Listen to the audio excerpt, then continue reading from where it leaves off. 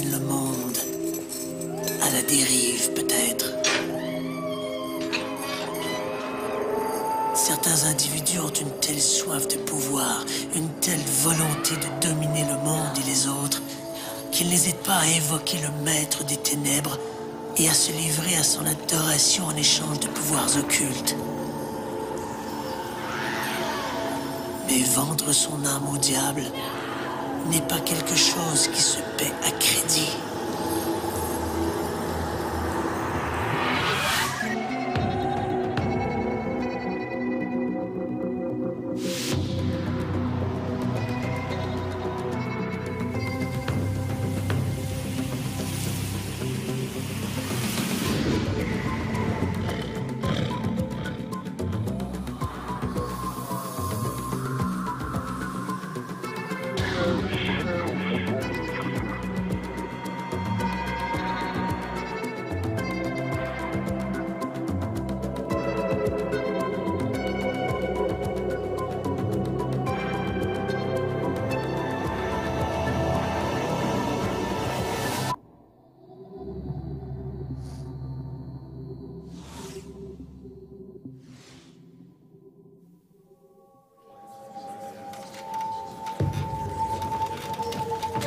Dans la salle du tribunal, de nombreuses personnes se bousculent pour être aux premières loges. Aujourd'hui, les gens sont venus pour assister au procès de Marie Dindart, une paysanne de 17 ans, suspectée d'être une sorcière. La jeune femme est amenée de force devant la foule. Au signal du magistrat, le garde s'approche de l'accusée. D'un geste brusque, il déchire sa robe. Pudiquement, la jeune femme retient une partie du tissu. Mais son dos jusqu'à la base de ses fesses est exhibé sans gêne aux yeux des curieux. Le juge se lève. Lentement, de manière presque théâtrale, il s'approche de l'accusé. Dans ses yeux brille une étrange lueur perverse. De sa main, il touche doucement la peau de l'accusé, profitant un instant de cette caresse interdite, puis se retourne vers le public. Là, regardez, la marque du diable. De son doigt crochu, il pointe vers une tache de naissance que la jeune femme arbore juste à la courbure du dos. Qui osera encore douter de la présence du malin en ces terres? Le magistrat se tourne promptement vers le garde. Il ne fait pas de doute que, selon lui, cette femme est une sorcière. Son jugement est sans appel. Elle devra mourir sur le bûcher.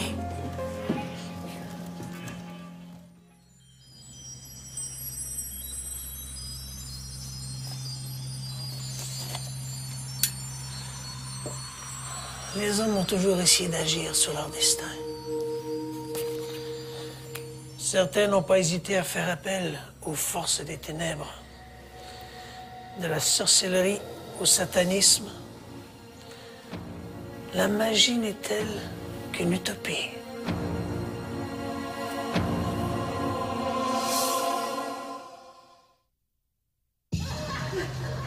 En 1692, plusieurs villageois de Salem commencent à développer des problèmes de comportement pour le moins singuliers. Certains souffrent de convulsions sporadiques et tiennent des propos sans suite, grossiers et même blasphématoires. D'autres affirment être piqués par des aiguilles invisibles.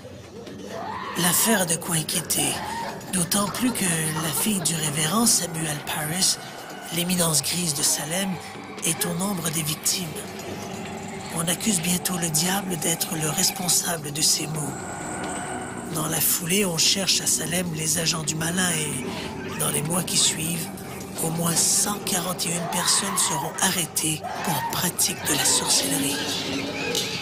En août 1992, une adolescente de 15 ans, Dora Siropoulou, monte en voiture avec Dimitra Marietti. Ensemble, elles roulent jusqu'à une usine désaffectée de la banlieue d'Athènes où les attendent Assimakis Katsoulas Emmanos Dimitroukalis.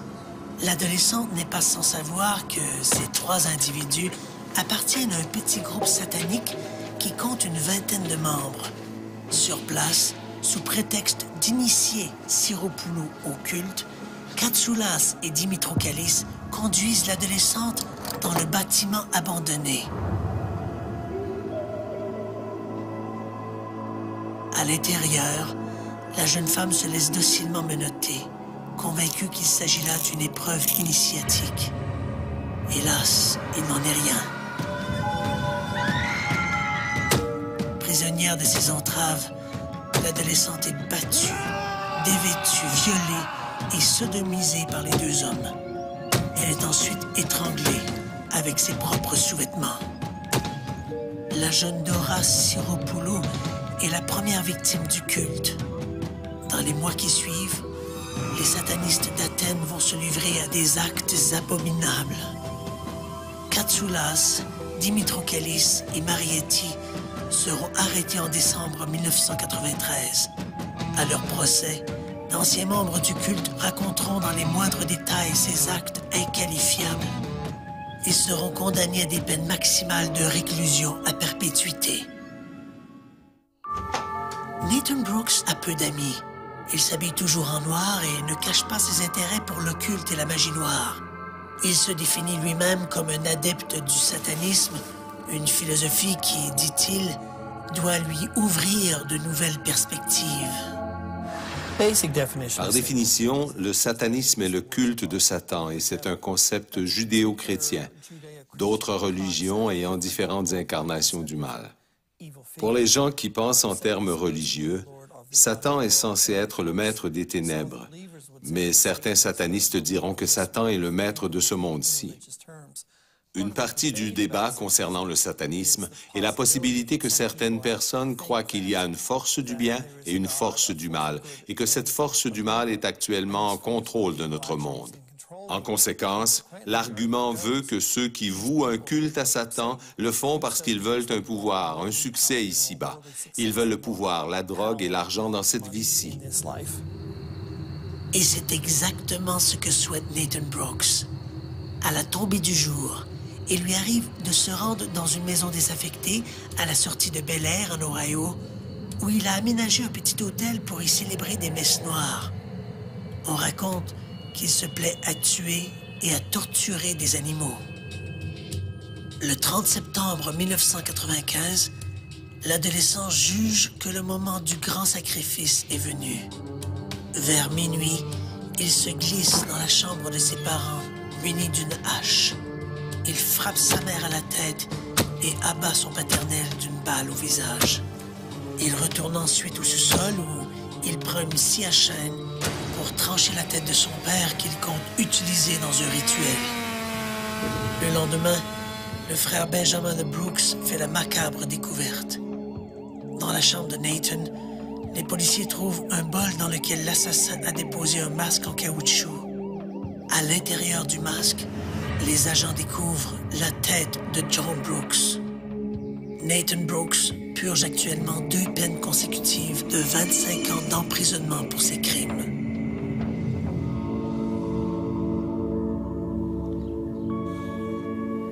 Qu'il s'agisse de sorcellerie ou de satanisme, le dénominateur commun est le diable. Dans les deux cas, le maître des enfers est le levier d'une série d'actions destinées à hisser ces fanatiques au-dessus du commun des mortels. Diabolique perspective. Si le diable existe, évidemment.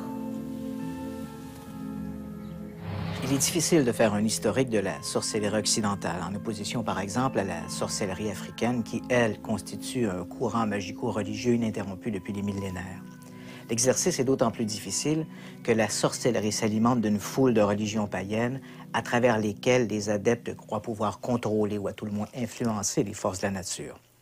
Mais disons qu'avec l'avènement du christianisme en Europe et son triomphe sur le paganisme, la sorcellerie est redéfinie comme un commerce avec le diable. On prête aux adeptes, surtout des femmes, des pouvoirs extraordinaires. Elles peuvent jeter des sorts et des maléfices. Elles peuvent faire périr des animaux et des récoltes. Elles peuvent rendre stériles les femmes ou impuissants les hommes. Elles peuvent aussi répandre des maladies comme la peste ou provoquer des catastrophes naturelles comme des déluges ou des tremblements de terre. Pour l'Église et son tribunal ecclésiastique, qui est l'Inquisition, ces actions portent l'empreinte du diable et elles doivent être réprimées. Au 15e siècle, les autorités laïques et ecclésiastiques condamnent le crime de la sorcellerie.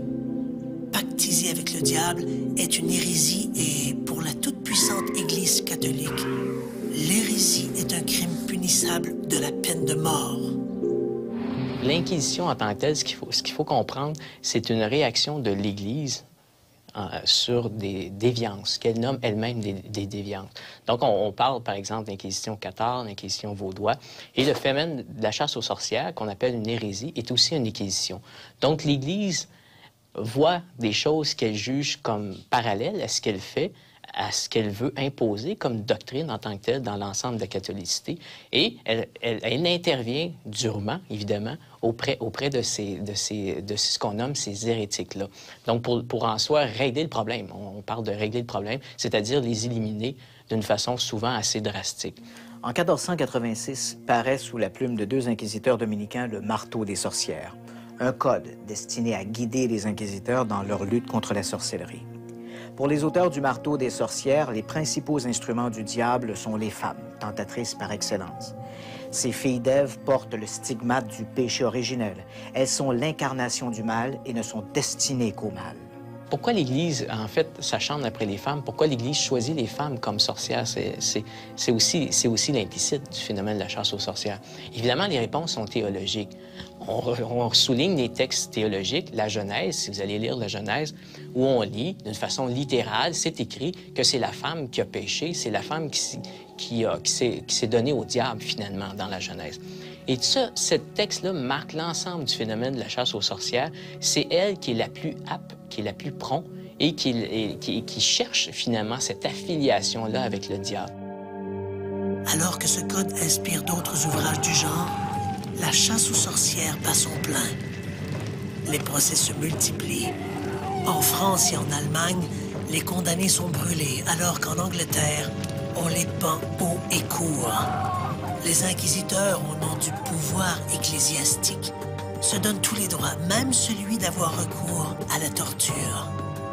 Les accusés admettent avoir sacrifié des enfants et de s'être rendus au sabbat, ces cérémonies présidées par le diable. Pire, ces sabbats sont aussi l'occasion de dévorer des enfants et de forniquer avec des démons mâles ou femelles.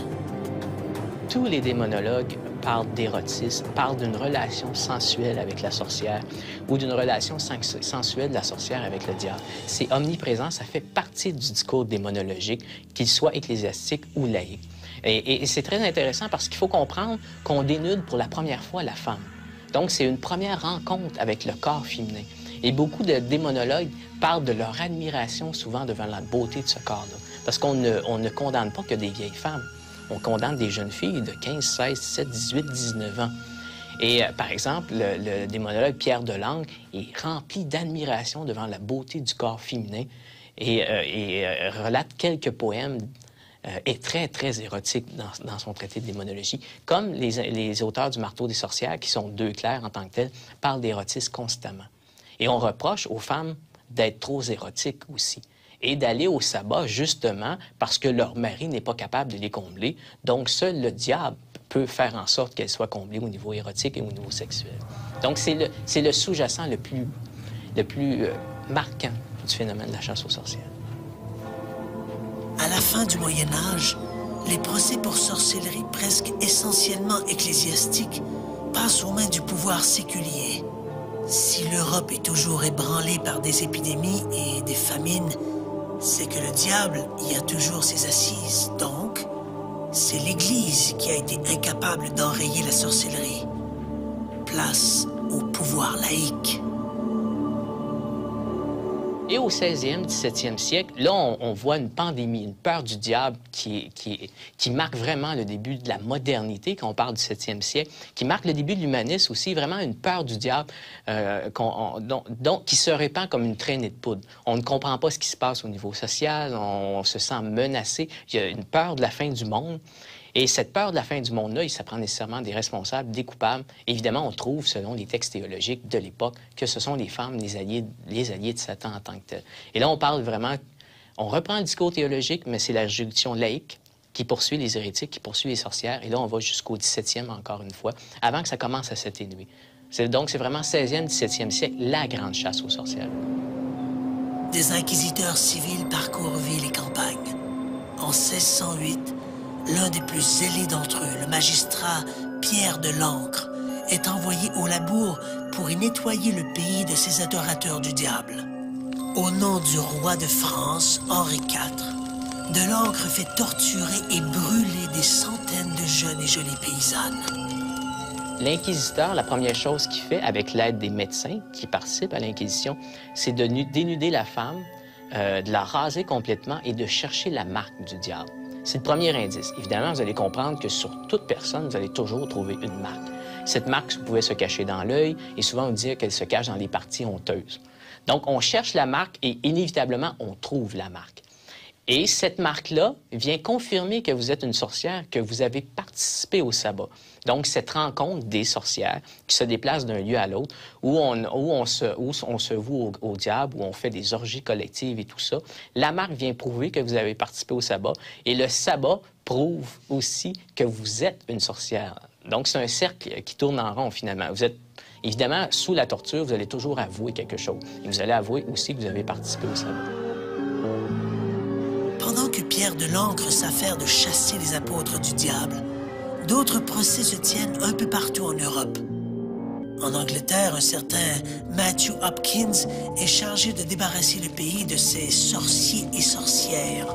Entre 1644 et 1646, l'inquisiteur envoie à la pendaison quelques 250 personnes. À partir du milieu du 17e siècle, un mouvement de contestation commence à prendre forme, surtout dans les villes. Une certaine classe intellectuelle composée de philosophes, d'écrivains, de médecins trouve ces exactions excessives. On fait d'ailleurs remarquer que sous la torture, on peut obtenir n'importe quels aveux. Mais quelle valeur ont-ils? En 1692, éclate à Salem, au Massachusetts, aux États-Unis, ce qui va devenir le plus célèbre procès de sorcellerie de toute l'histoire. Une vingtaine de personnes sont exécutées à l'issue de procès expéditifs. L'affaire va connaître son dénouement quelques mois plus tard lorsque, sous la torture, un accusé avoue avoir participé à un sabbat où était également présente l'épouse du gouverneur, une femme d'une piété irréprochable. Le doute apparaît enfin. Ces aveux, tout à fait invraisemblables, mettent fin aux poursuites. L'affaire des sorcières de Salem va avoir un impact énorme, tant ici en Amérique qu'en Europe. On s'interroge de plus en plus sur la réalité de ces manifestations. Dans la première moitié du 18e siècle, les législateurs vont revoir l'ensemble des textes de loi criminalisant la sorcellerie. La plupart des 1604 articles en vigueur, tant ici en Amérique qu'en Angleterre, sont revus et remplacés par des mesures beaucoup moins répressives. La chasse aux sorcières tire à sa fin. Il est vrai qu'on est au siècle des Lumières et le monde civilisé aspire à un renouveau intellectuel et philosophique. La grande question, c'est le nombre de personnes qu'on a exécutées pendant la chasse aux sorcières. Dan Brown, par exemple, dans son roman Da Vinci Code, évidemment c'est un roman, il faut s'entendre, parle du chiffre de 9 millions de femmes brûlées comme sorcières à cette époque-là. Évidemment, ces chiffres-là, aujourd'hui, ne tiennent plus la route. Les spécialistes travaillent de région en région et peuvent déterminer exactement le nombre de brûlés. Aujourd'hui, on s'entend, la majorité des spécialistes, sur le nombre de 110 000 procès et le nombre de 60 000 condamnés au bûcher en tant que tel. Ce qui est beaucoup, hein, quand on parle d'une population qui est beaucoup plus limitée que celle d'aujourd'hui. Et la majorité, évidemment, ce sont des femmes. À 80 % des fois, c'est une femme qu'on accuse comme sorcière. Si la fin des procès pour sorcellerie met de l'ordre dans cette incroyable folie collective, elle n'en élimine pas pour autant la présence du diable. Le maître des enfers va continuer à alimenter l'imaginaire sous d'autres formes, poussant même certains individus à commettre des actes abominables. Le 12 avril 1984, aux petites heures du matin, un rôdeur s'introduit dans la riche maison d'Arthur Irwin à Scarborough, en Ontario. En silence, l'inconnu fait le tour de toutes les pièces, volant par-ci, par-là quelques babioles. Au sous-sol, il tombe sur la carabine d'Irwin qu'il charge à bloc. Il remonte ensuite à l'étage et abat Arthur Irwin et son épouse Joyce d'une balle dans la tête. Il abat également leur fillette en lui tirant une décharge à la poitrine. Il retourne enfin dans la chambre des maîtres, où il tranche la tête d'Arthur Irwin. Beaucoup plus tard, cette même journée, une femme téléphone à la police locale. Elle explique que son fils, un adolescent, lui a avoué que durant la journée, il avait été convié par un collègue de classe, un certain Scott Matters, à une sorte de tour macabre dans une résidence de Scarborough où gisaient 3 cadavres, dont un homme décapité. Lorsque les enquêteurs arrivent à la résidence des Irwin, ils ne peuvent malheureusement que constater l'horreur du crime. La mort des victimes remonte déjà à ce moment-là une quinzaine d'heures. Les policiers se rendent donc ensuite à l'appartement des Matters pour y cueillir le jeune assassin de 15 ans. Durant son interrogatoire, l'adolescent raconte spontanément qu'après les meurtres, il s'est rendu dans un centre commercial où il s'est fait percer les oreilles. Il avoue vouer un culte au diable et également à la mascotte du groupe Iron Maiden, Eddie. Il dit lire la Bible satanique d'Anton LaVey et à une occasion, il se serait lui-même gravé un pentacle sur l'abdomen. Il explique qu'il ne connaissait pas ses victimes et n'avait apparemment pas l'intention de les tuer. Mais ce n'est qu'une fois dans la résidence des Irwin qu'il a eu peur de se retrouver dans le pétrin. Et ce n'est qu'à ce moment-là qu'il a décidé d'abattre toute la famille et de trancher la tête d'Irwin pour plaire au diable. Dans les campagnes contre les sorcières, il est certain que les crimes commis au nom du diable tenaient plus de l'imaginaire que de la réalité. Mais dans l'affaire de Scott Matters, on ne parle plus d'imaginaire. Les crimes sont malheureusement bien réels et s'inscrivent dans une catégorie à part, les crimes sataniques. Au Moyen Âge et à la Renaissance, ces crimes étaient tout à fait rarissimes. Le 20e siècle a changé tout cela. Le 6 juillet 2001, en Allemagne, Frank Ackert se présente au domicile de Daniel Ruda, un collègue de travail. Ruda l'a invité à une soirée pour célébrer son récent mariage avec Manuela, une jeune Anglaise. Les Ruda sont tout sauf un couple conventionnel. Tous deux se décrivent comme des vampires et des satanistes. Ackert a à peine le temps de franchir le seuil que Daniel Ruda le frappe à la tête avec un marteau. Il prend ensuite un couteau et poignarde le commis à demi inconscient. Il le frappe méticuleusement, comptant chaque coup, 66 coups. Manuela prend ensuite un scalpel et grave un pentacle sur l'abdomen du défunt. Les assassins boivent aussi le sang de la victime et font l'amour à moins d'1 mètre du cadavre. Quelques jours plus tard, les autorités ouest-allemandes investissent l'appartement des Ruda. Le couple maudit a quitté les lieux depuis peu. Les policiers trouvent des crânes humains et des scalpels. Dans une chambre du fond, les agents tombent sur le cadavre en partie décomposé de Frank Ackert, un scalpel toujours planté dans l'abdomen. Les Ruda seront arrêtés quelques jours plus tard. À leur procès, les Ruda ne manifestent aucun remords. Le 31 janvier 2002, Daniel et Manuela Ruda sont condamnés respectivement à 15 et 13 ans d'emprisonnement sans possibilité de libération conditionnelle. À partir des années 1970, les crimes sataniques ont apparemment connu une croissance exceptionnelle.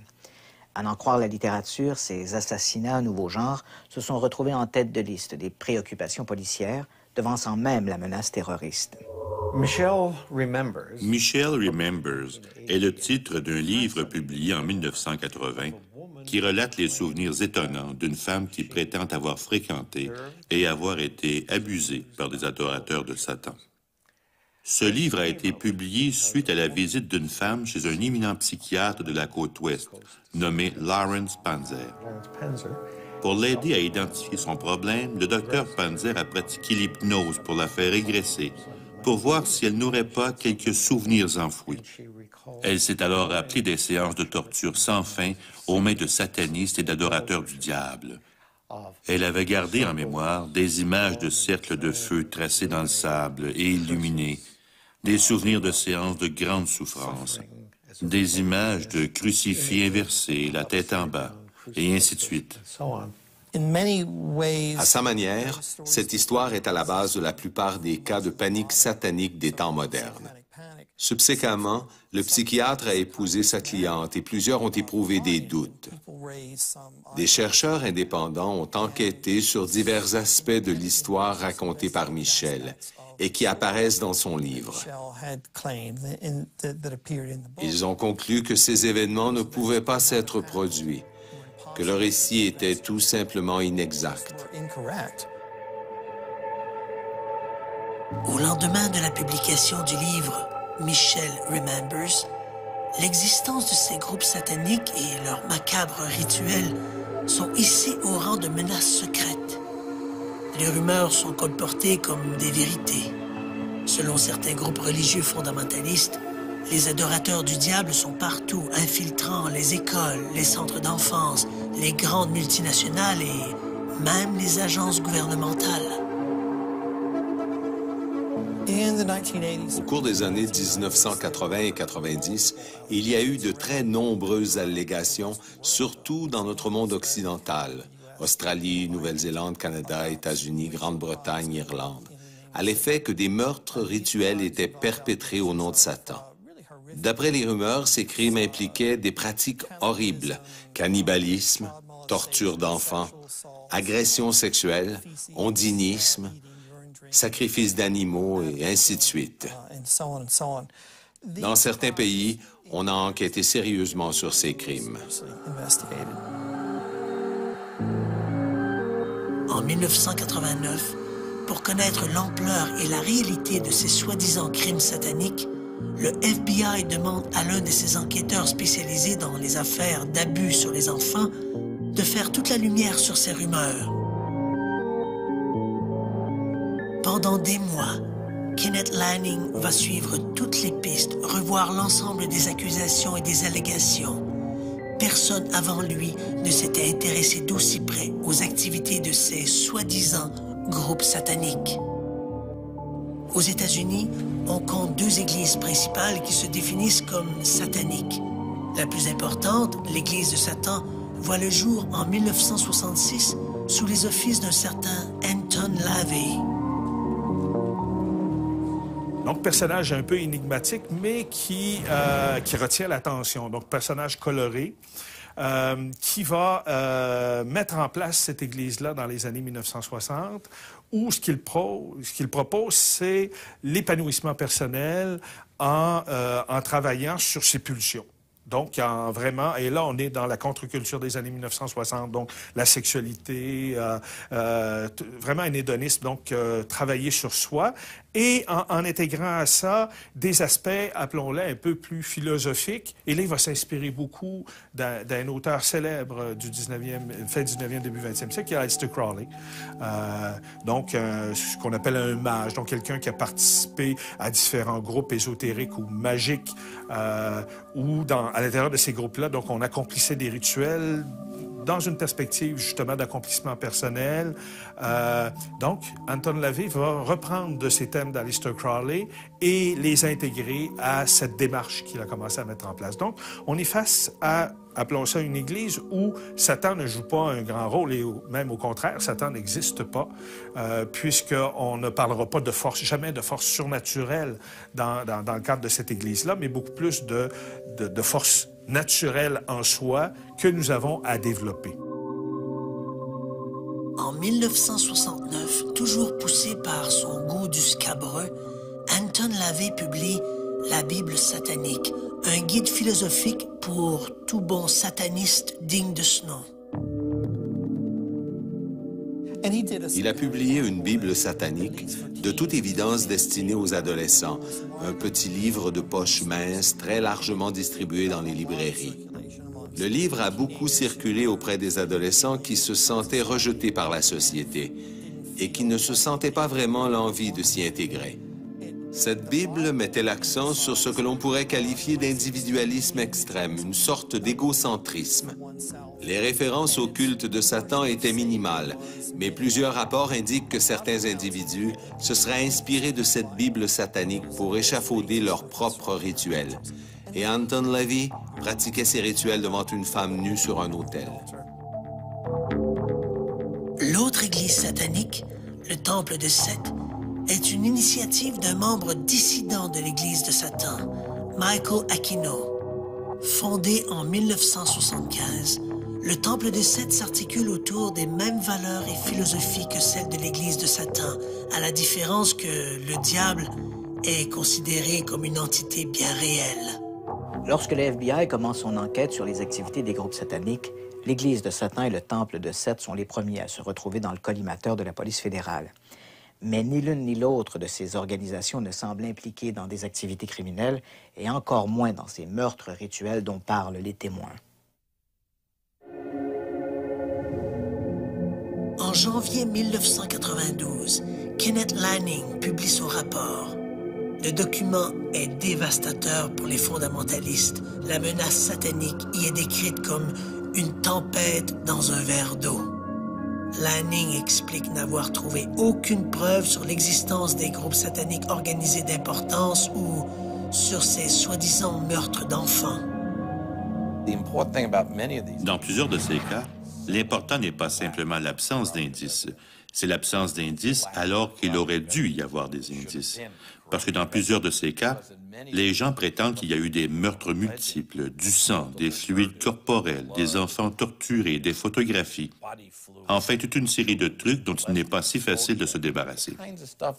La plupart des gens ne se rendent pas compte à quel point il est difficile de se débarrasser d'un cadavre. Adolf Hitler n'a eu aucun problème à assassiner 6 millions de personnes. Son vrai problème consistait à se débarrasser de tous ses corps. Alors, quand vient le temps de se débarrasser d'un corps, les gens ne comprennent pas qu'on ne peut pas simplement allumer un feu et y jeter le cadavre. Ça n'élimine pas le problème. Vous aurez un cadavre calciné, mais il sera toujours là. Dans la plupart de ces cas où les gens parlent de meurtre, une bonne équipe d'analyse en scène de crime peut retourner sur les lieux et trouver des indices de ces meurtres. Dans tous les cas où j'ai été impliqué, lorsque la police a fait son travail, elle n'a trouvé aucun indice pouvant mener à une preuve concluante. Dans son rapport, l'agent Lanning explique que les groupes sataniques ne sont, pour la plupart, que des groupuscules composés de quelques adeptes. Des groupes indépendants les uns des autres, sans aucune ramification et tout à fait désorganisés. Lorsqu'on fait l'inventaire de tous ces cultes-là, à la fin, il ne nous reste plus grand-chose. Et la seule chose qui nous reste de cultes sataniques, ce sont des cultes qui sont pratiqués par des jeunes délinquants qui consomment des drogues hallucinogènes, particulièrement le LSD, et qui vont mettre en place des rituels sataniques lors de tripes hallucinogènes. Donc, on ne pourrait pas parler d'un satanisme où il y a une certaine continuité, mais d'événements épisodiques de satanisme dans le cadre de petits rituels sous l'effet de drogues hallucinogènes par des jeunes délinquants. Ce qui faisait dire à mon collègue Bassimoun Trovigny, qui est dans la chute de sa communication sur ce dossier-là, disait hein, « Nous étions à la recherche des princes des ténèbres. Nous n'avons trouvé que de pauvres diables, disait-il. » Si certains crimes, explique Lanning, semblent en effet porter la marque du diable, ceux-ci sont généralement le fruit d'individus solitaires, désaxés et souvent plus motivés par la haine et la vengeance que par un réel désir de plaire au maître des enfers. Si le rapport de Kenneth Lanning replace le phénomène des sectes sataniques dans une perspective plus réaliste, l'impact de ces groupuscules sur leurs adeptes n'en reste pas moins dévastateur. Le docteur Stephen Kent, de l'Université de l'Alberta, connaît bien le dossier. Au cours des dernières années, il a collaboré avec les autorités dans plusieurs affaires de culte satanique. Dans les cas où j'ai directement participé à l'enquête avec la police, nous n'avons jamais eu suffisamment d'indices pour porter des accusations. Dans certains cas, toutefois, il y avait un certain niveau d'indices, à tout le moins suffisant pour confirmer certains témoignages. Le plus bas niveau est le témoignage personnel, la personne qui dit « Voici ce qui m'est arrivé ». Mais parce que les témoignages ne sont pas fiables, il y a beaucoup de recherches qui sont basées sur la mémoire des témoins. Nous savons que la mémoire est un outil parfois déficient. Beaucoup de difficultés sont rattachées au processus de perception, de stockage, puis de réactivation et d'interprétation des souvenirs. Le souvenir qu'une personne peut avoir d'un événement peut constituer un indice, mais c'est un indice très peu fiable. Dans plusieurs cas, le témoignage était corroboré par un membre de la famille. Mais là encore, on peut avoir affaire à une sorte de contamination. Dans un cas particulier, j'ai eu affaire à un témoignage corroboré par quelqu'un qui n'était pas de la famille. Une femme qui m'a dit avoir été impliquée dans le même genre de rituel. Dans ce cas précis, nous avons malheureusement eu affaire à une mauvaise enquête de police. Mais la femme m'a donné accès à son dossier médical, de sorte que j'ai pu voir des photographies médicales de brûlures qu'on lui avait faites sur le col de l'utérus, qu'elle prétendait avoir été faites par un leader satanique. J'ai ces photos. Nous ne savons pas comment ces brûlures se sont produites, mais c'est peut-être un début de preuve. Dans un autre cas, plusieurs membres d'une même famille, d'âges différents, sont venus me voir pour m'apporter leur témoignage. Il ne s'agit pas d'un manque d'indices, mais les preuves suffisantes pour porter des accusations manquent. Chaque année, lors des solstices d'hiver et d'été, des centaines de personnes se réunissent autour de Stonehenge, en Angleterre. Tous ont fait le voyage vers ce légendaire site mégalithique pour y voir le soleil se lever entre ces immenses arches de pierre dressées selon un alignement astronomique. Parmi ces visiteurs se trouvent des hommes et des femmes habillés de longues tuniques blanches. Ce sont des druides et se réclament d'un mouvement magico-religieux de l'ancien monde celte. Les druides de l'Antiquité adoraient les dieux de la nature et croyaient en la réincarnation. Ils ont été persécutés par l'envahisseur romain qui les considérait comme de véritables sauvages, puis ensuite par l'Église qui jugeait leurs activités comme hérétiques. Malgré cette persécution, les druides ont quand même réussi à survivre dans la clandestinité jusqu'à nos jours. Mais ce ne sont pas les seuls survivants de ces chasses aux sorcières. À Salem, théâtre du plus célèbre procès de sorcellerie de l'histoire, une poignée d'hommes et de femmes arborant un pentacle se réunissent également lors d'événements sporadiques. Solstice, équinoxe, phase lunaire, etc. Dans un champ un peu en retrait de la ville, ils participent à des réjouissances et à des danses rituelles. Leur maître de cérémonie n'est nul autre que Laurie Cabot, la sorcière officielle de Salem. C'est en 1977 que cette dernière a reçu son titre des mains du gouverneur de l'époque, Michael Dukakis. Cabot affirme posséder certaines habiletés psy et une mémoire génétique qui la relierait à des sorcières de l'Antiquité. Laurie Cabot et ses adeptes pratiquent un culte lié à la Terre et à ses énergies. On rend hommage à la nature et à ses dimensions spirituelles et ésotériques. On ne pactise plus avec le diable et on ne jette plus de mauvais sorts. Des chapitres de sorcières comme celui fondé par Laurie Cabot existent partout à travers le monde occidental. Les adeptes se comptent par milliers. Certains groupes se réclament des druides, d'autres des sorcières du Moyen-Âge ou des déesses de la Grèce antique. Mais tous ont en commun cette célébration de la Terre. La grande distinction qui existe entre ces groupes modernes occidentaux et l'image liée à la sorcellerie d'antan, c'est cette dichotomie très claire qui existe entre la pratique de la magie et le culte du diable. Si au Moyen-Âge et à la Renaissance, les sorciers et sorcières étaient suspectés de pactiser avec les forces des ténèbres, cette affiliation n'existe plus de nos jours. Le culte du diable est à présent l'affaire des satanistes qui n'ont aucun lien avec les adeptes de ces cultes dits néopaganistes.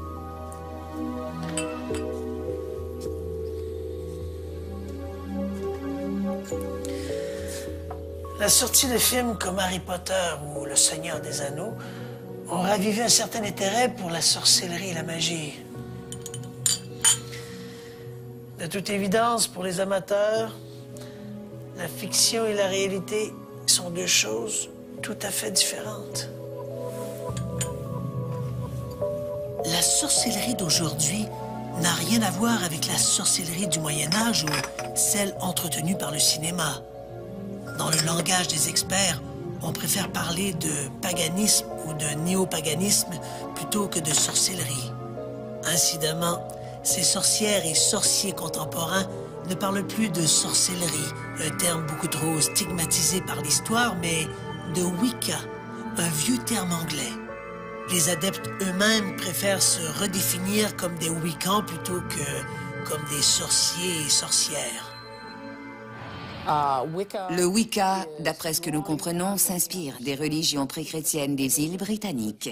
C'est un culte polythéiste avec de nombreux dieux et déesses plutôt qu'un seul dieu avec un D majuscule et qui porte le numéro 1. Et on comprend qu'il y a une révérence pour la nature, pas nécessairement une adoration. Dans certains cas, oui, parfois non.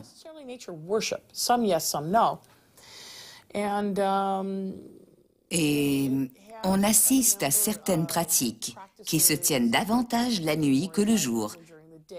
Il n'y a pas de bâtiment unique, comme on peut aller à l'église ou à la mosquée. C'est pré-chrétien et c'est devenu très, très populaire. C'est une famille de religions, une croyance qui croît très rapidement au Canada, aux États-Unis et en Europe. La Wicca, c'est aussi tout ce folklore des potions magiques et des filtres d'amour. Uniquement ces dernières années, on a vu se multiplier une quantité incroyable de livres et de guides de magie blanche.